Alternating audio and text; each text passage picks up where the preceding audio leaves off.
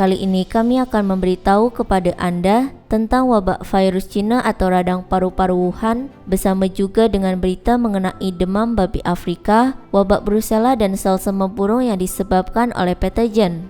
Tidak hanya itu, kini wabak kuda Afrika yang boleh membunuh dikatakan mengancam Cina.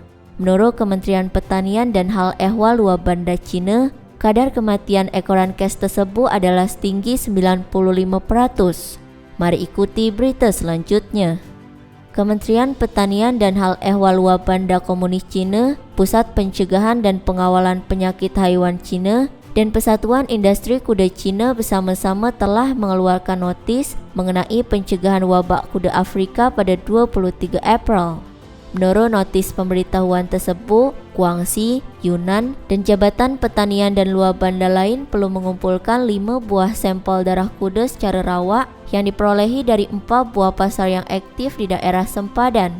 Setiap Jabatan Peternakan dan Veterina wilayah perlu mengumpulkan 5 buah sampel darah kuda dari gejala wabak kuda Afrika. Pada masa yang sama, notis itu juga mengundang Persatuan Industri Kuda Cina untuk mengumpul sampel dan melakukan pemeriksaan serta melakukan pendaftaran kuda.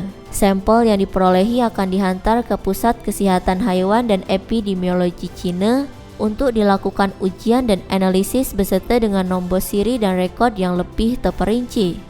Notis tersebut menyatakan bahawa wabak itu adalah penyakit berjangkit takut yang berpunca daripada kuda yang disebabkan oleh virus wabak kuda Afrika. Penularan adalah melalui gigitan serangga penghisap darah dan antara gejala kepada penyakit tersebut adalah demam, subcutaneous edema dan viremia. Angka kematian juga boleh mencapai sehingga 95%.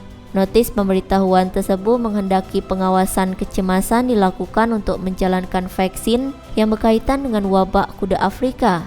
Apabila sahaja kuda didapati mempunyai gejala klinikal wabak kuda Afrika atau berlakunya banyak kematian, kuda-kuda tersebut mestilah segera diasingkan dengan kuda lain.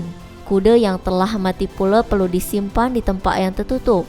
Pergerakan kumpulan kuda yang sama juga perlu dihadkan. Perkara ini perlu dilakukan supaya laporan mengenai kes yang disyaki boleh dilakukan di samping kerja-kerja menghapuskan serangga yang bertindak sebagai pembawa penyakit vektor. Caixin.com melaporkan bahawa pakar Cina telah melakukan analisis dan mendapati bahawa Cina telah mengesan serangga yang membawa penyakit kuda Afrika di Cina. Risiko penyebaran wabak ke Cina adalah tinggi. Kuda-kuda di Cina boleh dijangkiti dan pemilik ladang kuda pula mempunyai pengetahuan yang terbatas mengenai wabak penyakit ini. Setelah memasuki Cina, risiko pendedahan adalah tinggi. Akibat dan kerugian yang bakal ditanggung adalah sangat serius. Sebenarnya pada awal Mei 2019, Pentadbiran Umum Kastem Cina telah mengeluarkan notis peringatan tentang mencegah pengenalan epidemi kuda Afrika Chad. Pada pertengahan bulan Mac, penyakit kuda Afrika dari Afrika telah merebak ke Thailand. Menurut laporan media Thailand, penyakit kuda Afrika muncul untuk pertama kalinya pada 25 Mac di Thailand. Oleh kerana ini adalah kes pertama di negara itu dan virus tersebut telah menular melalui haiwan, sehingga saat ini masih tidak ada vaksin kawalan dan diagnosis. Laporan tersebut turut menyatakan bahawa virus yang terdapat pada kuda bukan berlaku melalui jangkitan antara manusia dan haiwan atau melalui virus parti komunis Cina yang sedang menular di seluruh dunia sekarang. Wabak kuda Afrika adalah virus yang berasal daripada kuda, keldai, bagal dan kuda belang yang tidak pernah muncul di Thailand sebelum ini, tetapi telah muncul di Maghribi, India dan di beberapa tempat lain. Wabak ini disebarkan oleh serangga penghisap darah seperti nyamuk, kutu dan lain-lain. Netizen juga mempersoalkan mengenai virus komunis Cina versi kuda, tidakkah WHO akan menukar namanya? Hingga kini, virus komunis Cina yang bertahan hampir 4 bulan masih terus merebak di seluruh dunia.